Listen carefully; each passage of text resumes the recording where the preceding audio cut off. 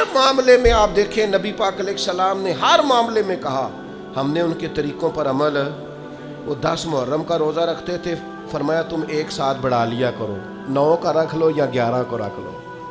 بلکہ یہاں تک کہ صحیح مسلم میں موجود ہے، یہودیوں نے کہنا شروع کر دیا تھا کہ نبی کریم تو ہر معاملے میں ہماری مخالفت کرنا پسند کرتے ہیں، یہ تو ہر معاملے میں الگ چلتے۔ کیوں؟ ہمارا اپنا کلچر ہے، ہماری اپنی تہذیب ہے، ہمارا اپنا تمدن ہے۔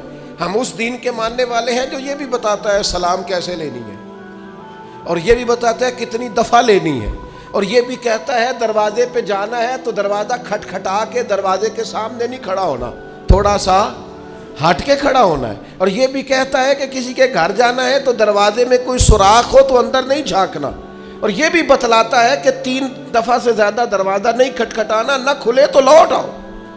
جو دین ایک ایک بات کھول کر بیان کرے، جو یہ بھی بتائے روٹی کمانی کہاں سے ہے،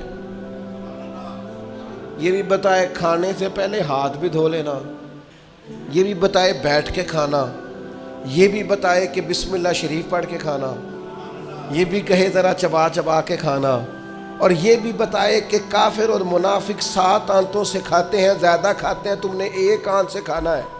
جو کھانے کا طریقہ بھی بتائے، سونے کا بھی بتائے، کسی سے ملاقات کا بھی بتائے، جو کسی کا انتقال ہو جائے تو تدفین کرنی ہے یہ بھی بتائے، اور لوگ چھوڑ کے آ جائیں گے تو قبر میں کیا ہوگا، قبر سے اٹھیں گے تو کیا ہوگا، میدان محشر میں کیا ہوگا، محشر میں میزان کیسے لگے گا، پل صراط کیسے لگے گی، حساب کیسے ہوگا، اللہ کے حضور کھڑے ہوں گے تو سوال کیا ہوں گے، جواب کیا دینے چاہیے۔ جو یہ بھی بتائے کہ اللہ تبارک و تعالیٰ قیامت میں عدل کیسے کرے گا، اور یہ بھی بتائے کہ اپنے بندوں پر فضل کیسے کرے گا۔ جو دین یہ بھی بتلائے کہ قیامت والے دن جب گناہگار میدان محشر میں پریشان ہوں گے تو ایک کالی زلفوں والے محبوب آ کے سفارش بھی کریں گے، ان کی سفارش مانی بھی جائے گی، ان کے کہنے سے گناہگاروں کو چھوڑا بھی جائے گا۔ پھر لا یستوی اصحاب النار و اصحاب الجنہ، اصحاب الجنتی ہم الفائزون، جو بتائے کہ جب جنت میں چلے جائیں گے تو کامیابی ہوگی۔ تو جو بچے کے کان میں اذان دینے سے لے کر گٹی دینے سے لے کر جنت میں جانے تک کا سارا طریقہ جو دین بتائے، پھر اس دین کے ماننے والوں کو ادھر ادھر جانے کی دین اجازت دیتا ہے؟ ہر چیز تمہیں گھر میں بتائی ہے، پھر تھوڑا سا ادھر سے ادھار، تھوڑا سا ادھر سے ادھار، جو فیشن رات کو دیکھ لیا ٹی وی پہ سویرے کر لیا، جو نیا سٹائل آیا وہ چل گیا، جو نیا فیشن آیا وہ، آپ نے ناراض نہیں ہونا۔